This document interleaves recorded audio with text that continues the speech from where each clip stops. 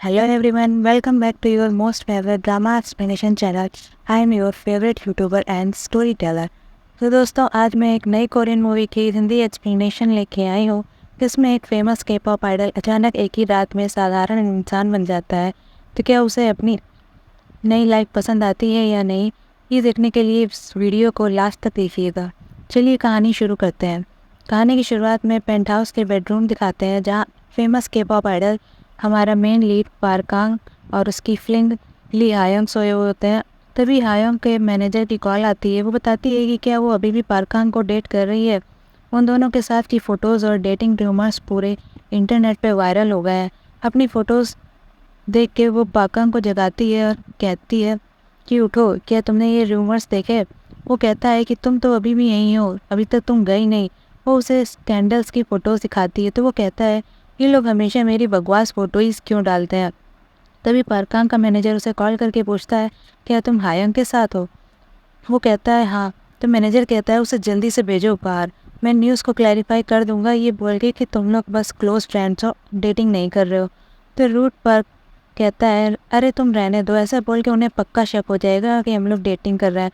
वैसे भी मैं उसे तुरंत बोल ही जाऊँगा, मैं ऑलरेडी उससे बहुत बोर हो गया हूँ। तो गुस्सा ही हायंग उस पर गुस्सा करती है। तो पारकांग उसी पे ब्लेम डालता है कि तुम्हारी एजेंसी वालों ने ही हम लोग की फ़ोटोज़ डाली है ताकि तुमको एक्सपोजर मिले, वैसे भी मेरे साथ होने से तुम्हारा ही फ़ायदा होता है। तो वो तो उससे गुस्से में गरिया के चली जाती है और आए हुए मैनेजर से कॉफ़ी लेके उसके फ़ोटो फ्रेम में फेंक देती है। पारकांग को मैनेजर उसे साथ में लेने आया होता है। दोनों साथ में जाते हैं। मैनेजर पूछता है तुम वो मूवी कब करोगे, कल सुबह तक हमें उन्हें बताना भी है। तो पारकांग कहता है अरे वो मूवी ये तो एकदम बोरिंग है, मैंने स्क्रिप्ट पढ़ी, मुझे तो एकदम नींद आ गई थी। तो मैनेजर कहता है मगर वो लोग पे ज़्यादा कर रहे हैं। तो कांग कहता है फिर उनसे 30% शेयर्स मांगो। तो बताता है कि हाँ वो लोग मान गए हैं ये देने के लिए भी। तो सरप्राइज पाकांग मान जाता है। दोनों लोग वैनिटी वैन में बैठते हैं। तभी पाकांग की मॉम उसे वीडियो कॉल पे बताती हैं कि वो स्पेन में मज़े से घूम रही हैं और उन्हें यहाँ एक एक्सपेंसिव पर्स लेना है। तो पाकांग कहता है कि ले लो। फिर फ़ोन कटने के बाद वो कहता है कि उनको पर्स लेके क्या पूरी दुकान खोलनी है, इतने सारे पर्स कौन खरीदता है। फिर पाकांग अपने साइकेट्रिस्ट डॉक्टर से मिलता है तो डॉक्टर उसे अपनी केयर करने को बोलता है। फिर पाकांग एक हिस्टोरिकल ड्रामा में किंग की शूटिंग कर रहा होता है मगर वो अपनी लाइन्स भूल जाता है। तो फिर ब्रेक होने पर वो गुस्से में अपने मैनेजर से शिकायत करता है कि इतनी लंबी लाइंस कौन लिखता है, ड्रामा से ज़्यादा लंबी तो इसकी लाइंस ही है। तो मैनेजर कहता है कि तुमने अपनी लाइंस क्यों नहीं याद करी थी अच्छे से। वो तो उसी पे टेंट्रम करता है। तो मैनेजर कहता है आज रात तुमको अवार्ड शो में भी जाना है। तो पाकांग पूछता मैं जीता भी हूँ या नहीं। तो वो बताता तुम जीते होगे तभी तो मैं तुमको वहाँ भेजूँगा। फिर उसी रात पाकांग अवार्ड शो में जाता है जहाँ सभी लोग उसका फ़ोटोज़ खींच के वेलकम करते हैं। वो एक फेमस टॉप स्टार होता है, उसे बेस्ट एक्टर का अवार्ड मिलता है। और जब अनाउंसर ने उसका नाम बोला होता है तो वो हायांगी होती है, उसकी एक्स गर्लफ्रेंड।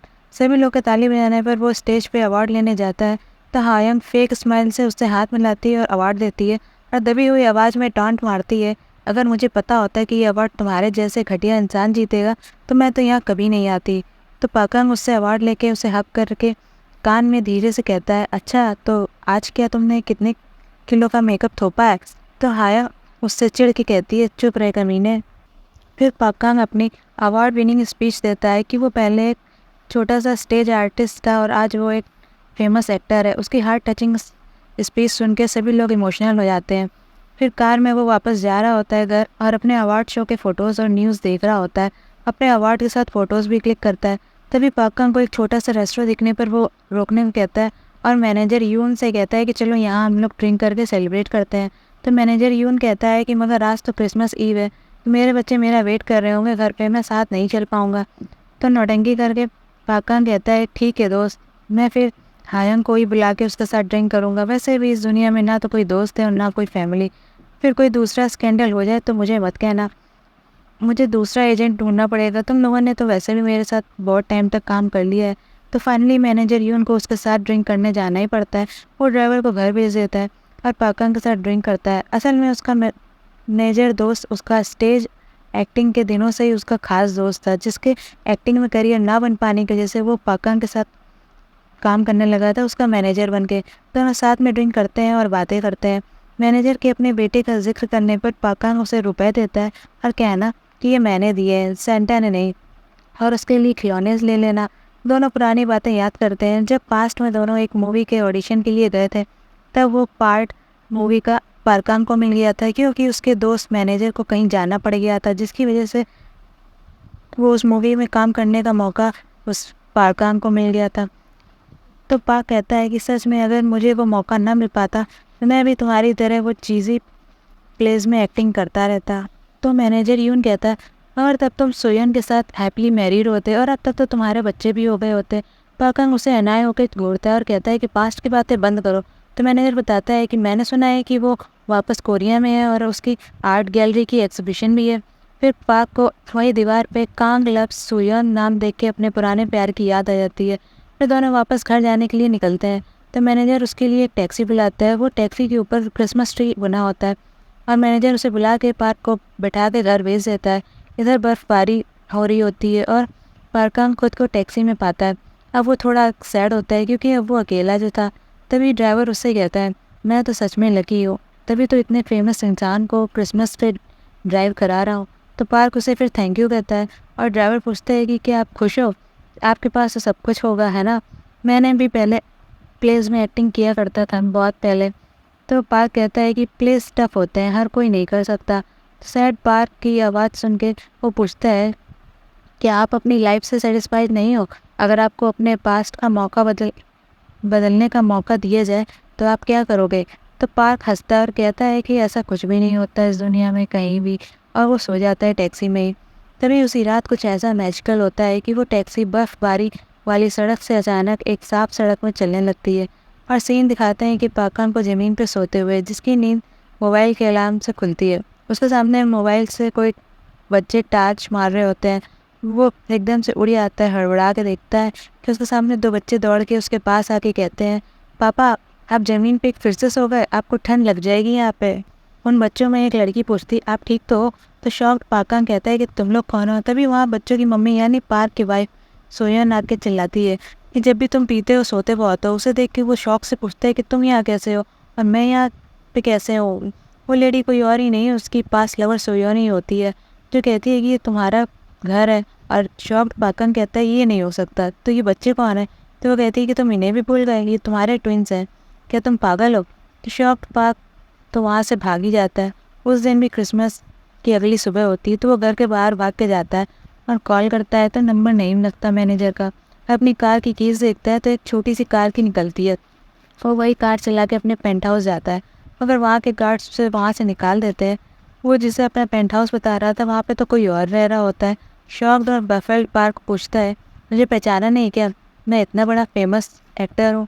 पर गार्ड्स तो उसे पागल इंसान समझ के वहाँ से निकाल देते हैं और उसे पुलिस स्टेशन में भेज देते हैं। और वो पुलिस में भी अपनी वही कहानी एक्सप्लेन करता है, मगर वहाँ भी वो लोग उसकी कोई नहीं सुनते हैं। फिर वो अपनी वाइफ को वो सब बताता है, मगर वो भी उसे पागल समझती है और उसकी बात नहीं सुनती है, क्योंकि असल में तो उसका पास्ट पूरी तरह चेंज हो चुका है। उसे जिस बात का रिग्रेट था वो वही रिग्रेट पूरा करने वो लाइफ जीने आया था। अब वो एक फेमस स्टार नहीं बल्कि एक साधारण सा इंसान है, जिसकी शादी उसकी लवर सुयन से हो चुकी है और अब उसके दो ट्विंस बच्चे हैं। और उसे पता चलता है कि उसका मैनेजर दोस्त यून उसकी जगह फेमस स्टार बन चुका है। ये सब तब हुआ था जब उन दोनों को मूवी के ऑडिशन का मौका मिला था, मगर पार्कांग को वापस जाना पड़ा था सोयन को रोकने एयरपोर्ट पे, और वो रोल उसके मैनेजर दोस्त यून को मिल जाता है।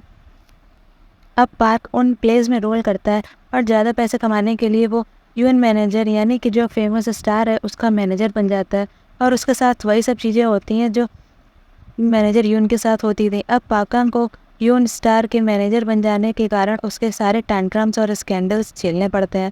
फिर अचानक पाकांग को एक मूवी में एक छोटा सा रोल मिलता है जिसमें वो बढ़िया एक्टिंग करता है और वो थोड़ा सा फेमस हो जाता है। फिर वो एक बड़ा अपार्टमेंट ले लेता है, तो उसके सभी घर वाले खुश होते हैं। अब उसे अपनी इस नॉर्मल लाइफ में ही मज़ा आने लगा था और वो खुश रहने लगा था अपनी वाइफ और अपने बच्चों के साथ। उसे अब समझ आ जाता है कि जब वो स्टार था तो उसे किस बात का रिग्रेट था और वो किस लिए खुश नहीं था। अब वो बिना रिग्रेट के अपनी हैप्पी नॉर्मल लाइफ जी रहा था। अब वो अपनी लाइफ से बहुत खुश और सेटिस्फाइड था। धीरे धीरे पूरा साल गुजर जाता है और फिर से क्रिसमस की रात आती है।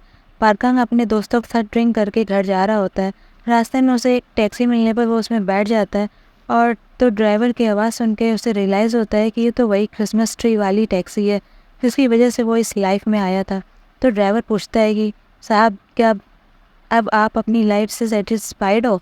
तो सरप्राइज पारकान तो कुछ कह ही नहीं पाता है, फिर कहता है हाँ, मुझे ये लाइफ पसंद है। तो ड्राइवर उसे बताता है कि वो भी पहले नाटकों में एक्टिंग किया करता था और वो इतना ऑब्सेस्ड था एक्टिंग से कि वो अपने बेटे को भी नहीं मिल पाया था क्रिसमस के दिन भी। असल में वो ड्राइवर उसी कांग का पिता होता है जो गुजर चुके होते हैं, मगर उन्होंने कभी पाकांग को वो प्यार और समय नहीं दिया था जिसकी उसे ज़रूरत थी। ये सुन पाकांग तो इमोशनल हो जाता और उसे अपने पिता की याद आ जाती है और वो इमोशनल हो जाता है। तभी ड्राइवर उसे कहता है कि ये तुम्हारी इस लाइफ का आखिरी क्रिसमस की रात है, अब कल से तुम वापस अपनी पुरानी लाइफ में चले जाओगे। तो रोते हुए कांग कहता है नहीं, अब वो अपनी पुरानी लाइफ में नहीं जाना चाहता है, उसे अपनी वाइफ और बच्चों के साथ वाली इसी लाइफ में ही रहना है। तो वो कहता है कि मैं नहीं जाऊंगा वापस उस लाइफ में, ये नहीं हो सकता, तुम ऐसा नहीं कर सकते। फिर वो अपने घर पे उतर जाता है जहाँ पर वो सैडली घर में एंटर करता है, फिर बच्चों को प्यार देता है और वाइफ से बातें करता है और बताता है कि ये उसकी आखिरी रात है इस लाइफ की। तो वाइफ तो समझ ही नहीं पाती है। क्रिसमस की रात गुजरने के बाद अगली सुबह जब पाकांग की नींद खुलती है तो वो खुद को वापस अपने पेंट हाउस में पाता है। अब वो पुरानी लाइफ में वापस आ चुका था। वो अपनी वाइफ और बच्चों को ना देख के घबरा जाता है और परेशान होता है। फिर उसे पता चलता है कि सोयन उसी की सिटी में आर्ट गैलरी की एग्जीबिशन में आई हुई है। तो वो तो भागता है सोयन से मिलने और सोयन को मिल के वो अपनी पुरानी लाइफ की बातें सब बताता है और उसे प्रपोज करता है कि अब वो लाइफ उसी के साथ बिताना चाहता है और वो रिग्रेट वाली लाइफ नहीं जीना चाहता। फाइनली उसका वो अधूरी इच्छा जो पूरी नहीं हो पाने के कारण जो उसे रिग्रेट था वो पूरा हो जाता है। फाइनली उसे समझ में आ जाता है कि दौलत, शोहरत और करियर से भी बड़ी चीज़ है उसकी खुशी और उसके साथ के प्यारे रिश्ते, जिन्हें वो भुला के वो अधूरी लाइफ जी रहा था। चलिए दोस्तों, ये कहानी यहीं पे ख़त्म होती है और मूवी अच्छी लगी हो तो लाइक, कमेंट करें, शेयर करें और चैनल को सब्सक्राइब करें। फिर मिलते हैं नेक्स्ट वीडियो में, तब तक के लिए बाय बाय।